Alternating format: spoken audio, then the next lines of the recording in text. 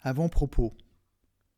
Je suis l'auteur de cette histoire et de plein d'autres à venir. Si vous aimez, n'hésitez pas à mettre un pouce et à partager pour aider la chaîne à grandir. Vos commentaires sont aussi les bienvenus. N'hésitez pas aussi à aller écouter les autres histoires déjà disponibles et à vous abonner à ma chaîne naissante pour la faire grandir. Merci d'avance et bonne écoute. Les étoiles du donateur. Dans un petit village reculé, chaque année, le 1er janvier, une étoile très très singulière apparaît dans le ciel. On dit que cet astre serait le symbole de la générosité et du don de soi. Les habitants sont convaincus que quiconque, se distinguant par un acte de bonté exceptionnel pendant toute l'année, voit au moment de Noël les étoiles d'une nouvelle constellation s'assembler pour écrire le nom de cette personne si spéciale. Ce nom reste ainsi visible le soir dans le ciel, parmi les autres étoiles, jusqu'au 31 décembre. Puis après la dernière nuit de l'année, la constellation disparaît à nouveau, et le 1er janvier, au soir, apparaît donc la première des étoiles qui formeront une nouvelle réunion d'astres magiques. Cet assemblage est nommé constellation du donateur. Elle est plus belle, plus brillante, plus éblouissante que toutes les autres visibles dans le ciel nocturne. L'histoire suit un couple de paysans, Émile et son épouse la douce Véronica. Les deux s'aimaient tendrement, et de leur union était née une petite fille qu'ils prénommèrent Alexandrine. L'enfant manifesta très tôt une joie de vivre débordante, curieuse de tout, toujours désireuse d'aider ses parents ou quiconque en avait besoin. Alexandrine leur apportait tant de joie et de fierté. Un ange.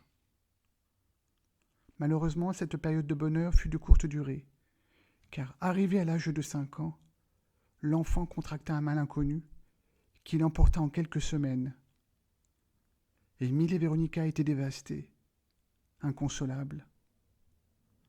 Les semaines après la disparition de leur fille passaient, et virent le couple s'enfoncer dans une tristesse, ne connaissant pas de fin. Et ce, malgré le soutien du village et des amis. Le couple étant aimé de tous pour sa modestie et gentillesse, et la perte de l'enfant avait attristé toute la communauté, sans exception. Un matin, Émile se réveilla après une de ces nuits de plus s'endormir, à penser encore et encore à leur fille disparue. Alors il prit une décision déterminante, qu'il tint à partager immédiatement avec son épouse. « Ma chérie, je sais que rien ne pourra adoucir la perte de notre si aimée, si regrettée et tellement irremplaçable Alexandrine. Et pas un instant ne passe sans que mes pensées me ramènent vers elle.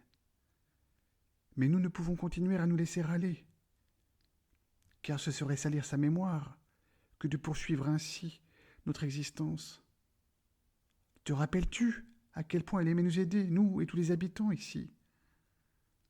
Je pourrais sans doute compter sur les doigts d'une main les personnes du village qui n'eurent pas un jour ou l'autre bénéficié de son incomparable générosité. Il est encore trop tôt pour penser à avoir un autre enfant, car la douleur est toujours si forte. Mais moi, je te propose de consacrer notre énergie aux autres, comme le faisait notre Alexandrine. Égoïstement, cela nous permettra d'alléger le poids de cette affliction qui nous ronge. Mais surtout, de nous rendre utiles pour d'autres personnes qui sont aussi dans le besoin, et ainsi de continuer d'honorer le souvenir de notre enfant chéri. Véronica dut se rendre à la raison. Son époux était dans le vrai. Il leur fallait redonner un sens à leur vie. Sinon, à poursuivre ainsi, ils se faneraient très vite, comme une fleur, et le souvenir d'Alexandrine disparaîtrait avec eux. Même si le travail au champ n'avait plus de saveur, même si le silence, par l'absence des rires d'Alexandrine, était insupportable, se consacrer aux autres constituait une alternative moins pénible, comme le lui avait confié Émile. Alors, Ils décidèrent de commencer dès le 1er janvier, après les fêtes de fin d'année. On était déjà entre la Noël et la Saint-Sylvestre. Dès le début du Nouvel An, ils firent ce qu'ils avaient convenu et redoublèrent d'efforts pour s'occuper des autres personnes dans le village. Le soir du 1er janvier, ils ne firent même pas attention à la première étoile de la constellation du Donateur, qui était réapparue et brillait déjà d'un bleu éclatant. Émile et Véronica partagèrent d'abord une partie de leur récolte avec les miséreux du village. Le soir, fatigués par toutes les activités de leur journée si remplies, ils se couchaient tôt, à tel point qu'ils n'avaient plus le temps de regarder le ciel nocturne, ainsi qu'ils le faisaient autrefois, lorsque leur fille était encore de ce monde.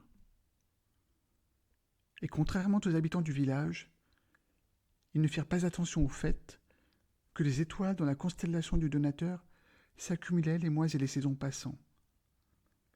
Chacun au pays se demandait si cette année, la constellation allait révéler un nom, même si pour tous, il était évident que si quelque chose devait apparaître cette fois, c'était celui d'Émile ou Véronica, tant les deux époux ne comptaient ni leur temps, ni leur énergie pour s'occuper des autres. À mesure que les actes de générosité d'Émile et Véronica se multipliaient, les habitants remarquèrent que les étoiles qui apparaissaient dans la constellation éphémère semblaient briller encore plus fort que les fois précédentes. À cause de leur éclat, on pouvait lire sans bouger le soir, même sans la pleine lune.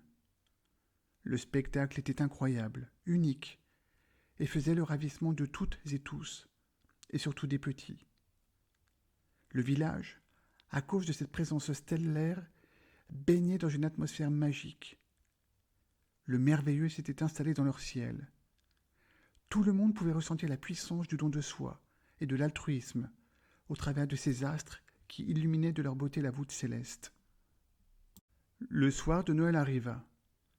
Émile et Véronica avaient voulu rester seuls pour se consacrer aux souvenirs de leur petite fille. Et après un repas modeste, ils décidèrent de regarder le ciel étoilé, comme ils le faisaient autrefois avec Alexandrine. N'ayant plus levé les yeux le soir depuis longtemps, ils furent étonnés en apercevant la constellation du Donateur. Les étoiles brillaient d'un bleu intense, comme ils ne les avaient encore jamais vues. Elles avaient l'aspect de perles de saphir et palpitaient comme un cœur aspirant à dévorer la vie. Cette année, il y en avait 11. Chaque fois, leur nombre était différent. Ils restèrent là, un moment devant le spectacle, pensant si fort à leur fille, sans se préoccuper de l'heure de plus en plus avancée. Puis minuit sonna. On était le 25 décembre. Émile et Véronica étaient encore dehors, et tout à coup, la constellation du Donateur s'anima. Les étoiles bougeaient, tournoyaient. Chacune semblait tenter de trouver sa place à côté de l'autre. Puis elles s'alignèrent et se stabilisèrent devant les yeux du couple médusé. Soudain, la forme des étoiles changea, et une lettre se substitua à chacune. Au lieu d'étoiles rondes, il y avait désormais des lettres scintillantes bleues, qui formaient un mot, un nom, à Alexandrine. Émile et Véronica ne pouvaient en croire leurs yeux, pas plus que tous les autres habitants du village, qui chacun dans son jardin assistait à la manifestation incroyable. Alexandrine illuminait le ciel au-dessus de leur tête, de belles lettres d'un feu bleu, qui allaient perdurer jusqu'au 31 décembre. Les deux époux se regardèrent, souriants, heureux que l'univers rende hommage ainsi à leur enfant leur ayant été injustement enlevé. Ils se serrèrent l'un contre l'autre pour continuer à profiter du spectacle, quand la constellation du Donateur à nouveau donna des signes de changement. Les étoiles se mirent à s'agiter, puis à tourner en rond pour former une spirale, tournant et tournant toujours plus vite, à donner le vertige. Que se passait-il donc ? De mémoire de villageois, c'était la première fois que quelque chose de tel se produisait. Tout à coup, les étoiles cessèrent leur sarabande et se précipitèrent vers le couple, qui ne les avait pas quittés des yeux depuis le début. Elles arrivèrent tout près des deux, puis elles s'assemblèrent et commencèrent à esquisser une forme, une silhouette, une forme humaine. Les étoiles avaient disparu. Au bout de quelques minutes, la forme s'était complètement dessinée, incarnée. Devant eux, ils virent Alexandrine. La petite fille ouvrit les yeux et, voyant les personnes qui étaient face à elle, cria « Papa, maman !» et se précipita dans leurs bras. Ils fondirent tous en larmes, ne sachant si rire ou pleurer. Comment cela était-il possible? Comment ce miracle avait-il pu avoir lieu? Mais peu importe. Leur petite fille leur avait été rendue en cette nuit de Noël. Elle n'avait pas changé et plus rien d'autre n'avait d'importance. Ils ne purent fermer l'œil cette nuit-là, voulant profiter de chaque instant avec leur Alexandrine de retour, de crainte qu'elle leur soit à nouveau prise. Le lendemain, la nouvelle avait fait le tour du village. Tout le monde se réjouissait infiniment du retour miraculeux de la petite fille. On organisa des festivités qui durèrent plusieurs jours pour fêter l'événement. Le soir du 1er janvier de l'année suivante, la première étoile de la constellation du Donateur brillait à nouveau.